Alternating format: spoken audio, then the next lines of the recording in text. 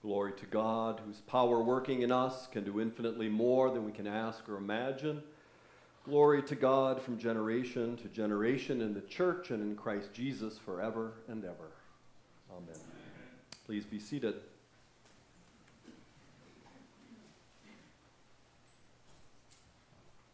The dictionary defines identity as the fact of being who a person is. The fact of being who a person is. Your identity is being who you are. The religious authorities in Jesus' family are asking identity questions in today's gospel. They're wondering about Jesus' identity. They want to know, who is this? Who is this Jesus? And it's no wonder. Jesus has been doing some amazing things. He healed a man with a withered hand. He cast out some demons. He touched a leper. Touched him and made him clean. He challenged those religious authorities. He was eating with tax collectors and other sinners, which was unheard of. He had called a questionable group of followers that included two who are known as the Sons of Thunder. Jesus was crossing boundaries, lifting up those who had been put aside, and always Jesus was teaching about the kingdom of God, the kingdom of compassion, justice, mercy, peace, and love. A kingdom that he had come to usher in here and now, and a kingdom that awaits us in the next life. Jesus was doing and teaching some amazing things. Jesus was not a conventional person. He was not a conventional teacher or preacher. He proclaimed a kind of upside-down world where the first would be last and the last would be first. An alternative vision of God and human life. So it's no wonder that people, including the people who should have known him best, his family, were wondering, who is this guy? But Jesus knows. Jesus knows who he is. It was made perfectly clear to him at his baptism. Those sweet words were probably still ringing in his ears. From Mark chapter 1, and just as Jesus was coming up out of the water, he saw the heavens torn apart and the Spirit descending like a dove on him. And a voice came from heaven, "You are my Son, the beloved, with whom I am well pleased."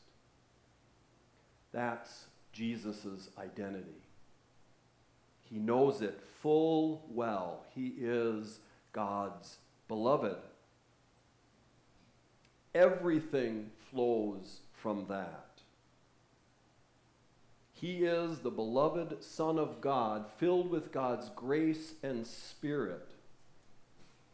That's what's present in everything Jesus says and does. So in light of that profound and foundational truth about Jesus, the hearers in today's gospel and all of us might ask ourselves, who are we? If we believe in him, if we follow him, what's our identity? Think of all the layers of identity we carry. All all the things that make up who we are. We might be someone's spouse or partner. We might be a parent, grandparent, great-grandparent, even great-great-grandparent. You might be a widow or a widower or divorced. You're someone's friend. Perhaps you're a doctor or a landscaper, a teacher, or a truck driver, all part of your identity. You might have come from New York or South Boston, Appalachia, or Minnesota. That has shaped your identity. You might be a Republican, a Democrat, independent, an artist, a writer, a poet, a musician.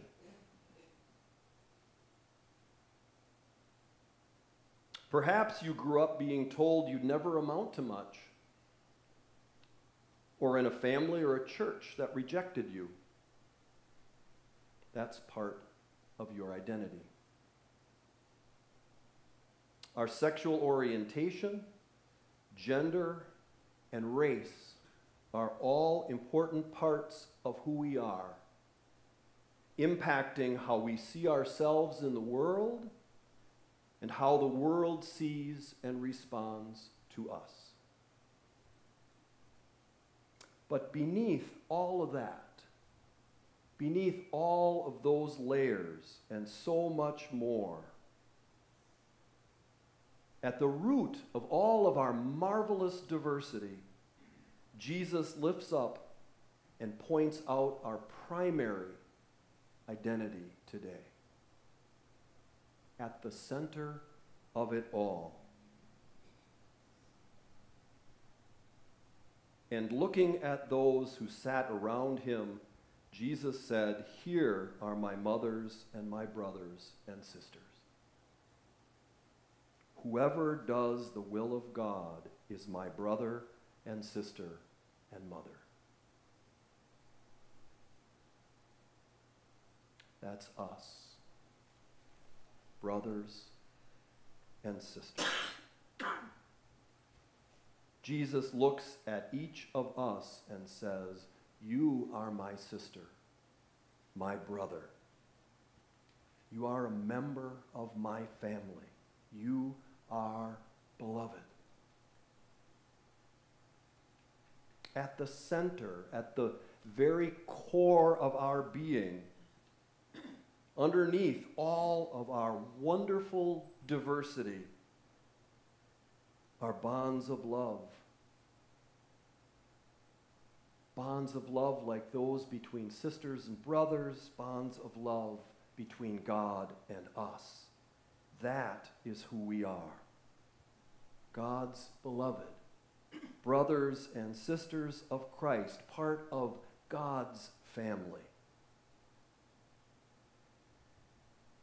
We live out of that primary identity by loving God, loving ourselves, and loving each other.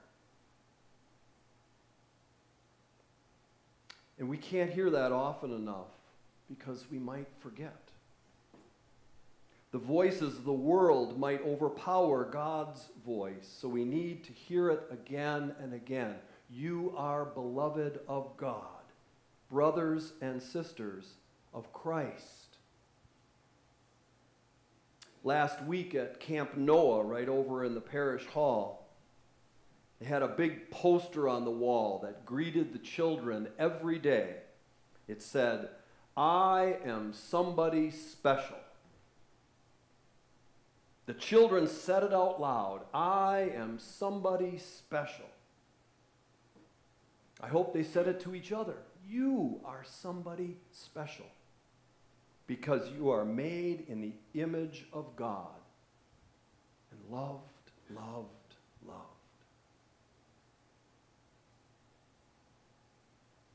Today's gospel tells us clearly what it meant for Jesus to be God's beloved, to live out who he was.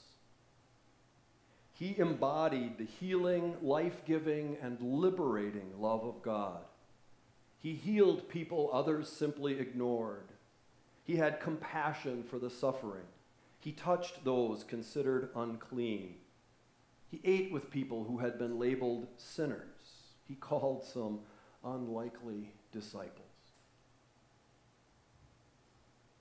Jesus, living out of his primary identity as a beloved child of God, is able to see beneath what's on the surface and focus on what's within the sisters and brothers he meets.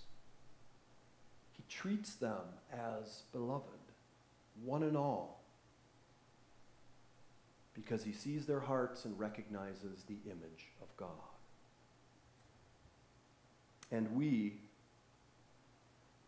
who seek to follow him, we strive to do that as well, to live into our call, to seek and serve Christ in all persons, loving our neighbor as ourselves, recognizing that in the midst of all of our marvelous diversity and uniqueness, we are sisters and brothers of Christ, called to live as beloved community.